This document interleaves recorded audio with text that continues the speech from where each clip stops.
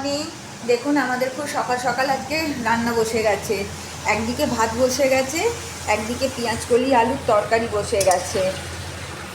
মানে ভাই এক্ষুনি খেয়ে বেরোবে।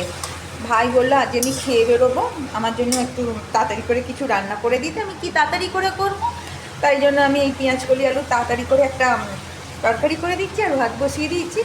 আর বুগলানের এখনও ভাত হয়নি, রেডি করে রেখেছি, মানে চিকেন আর ইয়ে দিয়ে চাল দিয়ে প্রেশারে দিয়ে রেখেছি, হয়নি, ওটা বসাবো।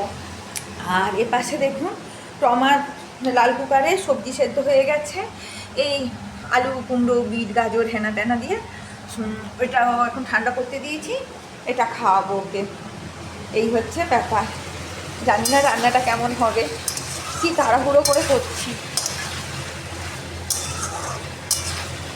আর ভাইকে একটা বলতে ভুলেই গেছি, ডিমের অমলেট বানিয়ে দেবো। পেঁয়াজ কলি আলুর তরকারি, ভাত আর ডিমের অমলেট। আর বেলায় সব কিছু মামুনি রান্না করবে, যেমন ডাল হেনা তেনা।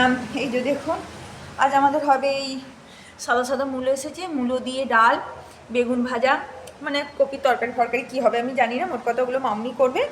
আমি ছটপট করে এটা একটু করে দিচ্ছি ভাইকে। ঠিক আছে, এখন রাখছি, আবার পরে দেখা করছি।